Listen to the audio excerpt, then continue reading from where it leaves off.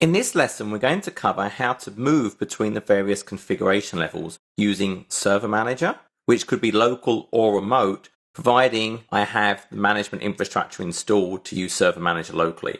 So if I was running in server core mode, I would not be able to leverage Server Manager because there is no management infrastructure. We can use PowerShell to change our configuration level using the various install Windows feature and uninstall Windows feature PowerShell commandlets. And I can also use DISM, which is a command line utility that can be used to add and remove Windows components, patches, drivers to both online, i.e. our current operating system, and offline images. This is actually a very, very powerful tool for image and operating system management. So I'm going to quickly cover all three of these.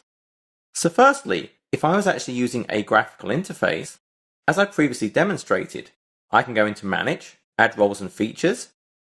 I would select that either local, my own box, or remote if it's running server core, or if I just want to manage it remotely, which is often going to be the case. I navigate to my features, and then I would select which graphical level I wanted to add, i.e. graphical management and tools, graphical shell, and likewise if I was removing, I would have this same menu and I would unselect options.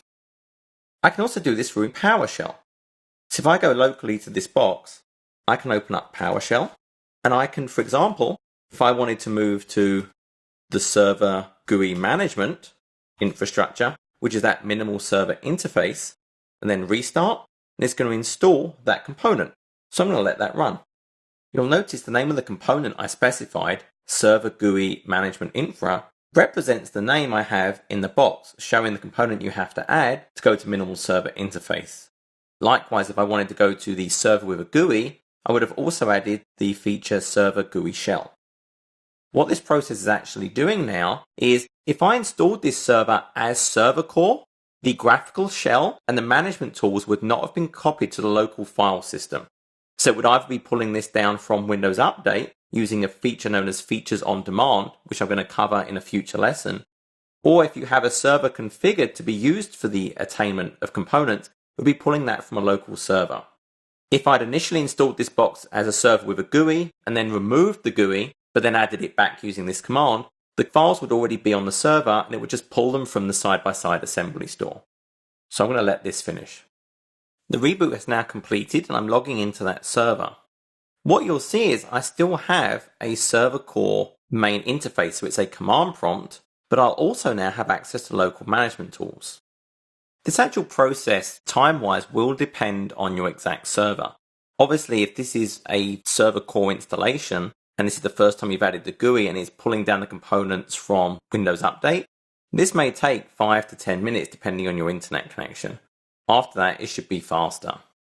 So notice I've logged on, I have that command prompt, but I also have Server Manager, this automatically fired up. But I still have no taskbar. I have no system tray. What I additionally have now, as you can see, is Server Manager. I also have access to MMC console. I have access to more of the control panel applets. For example, the system control panel applet is now available. But I still do not have access to Explorer or Internet Explorer or any of those graphical shell components. One of the things I could now do though is I could manage my box locally using Server Manager. I could add and remove, for example, roles and features. So we're now in that middle configuration level, that minimal server interface. What I now want to do is actually move to a server with a GUI. Now I could do this with Server Manager. I could also do this once again with PowerShell, but I also wanted to show you the DISM option. So through DISM, I run the DISM command. Online means it's accessing this current operating system instance. I'm going to enable a feature. Now these names are actually slightly different from what we use in PowerShell. So the DISM is not something you would typically use. You're going to use PowerShell, you're going to use Server Manager.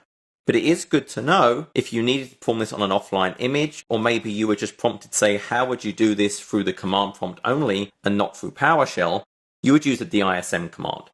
So I'm enabling the server core full server and the server GUI shell. There's also the server-GUI-MGMT for the management, but I already have that installed. You can see it's now triggering the DISM tool, and it's going to add the graphical shell into this server. Once this process is complete, it will reboot, and then I'll have that full server with a GUI. I'll have the system tray, I'll have the taskbar, and the start screen. I should point out, and this question will come up, Windows Server 2012 does use the start screen. There is no start menu. There is no method to install the start menu. You use the start screen like you do in Windows 8. However, on a server installation, when you log on, by default, it's actually going to go to the desktop.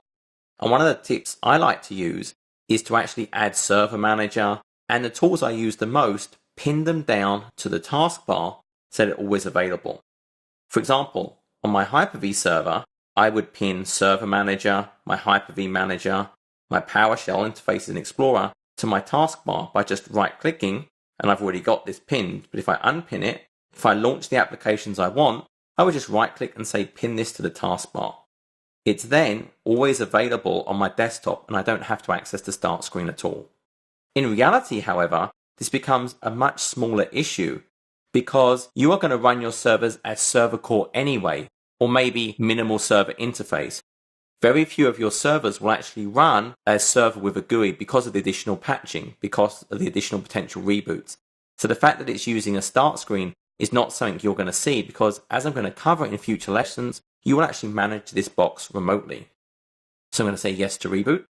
And then when it's complete, I'll now be running a full server with a GUI. That process is now completed. The server is rebooted. And what you'll find in your environment is the move from, for example, server core to the minimal server interface takes significantly longer than moving from the minimal server interface to the server with a GUI.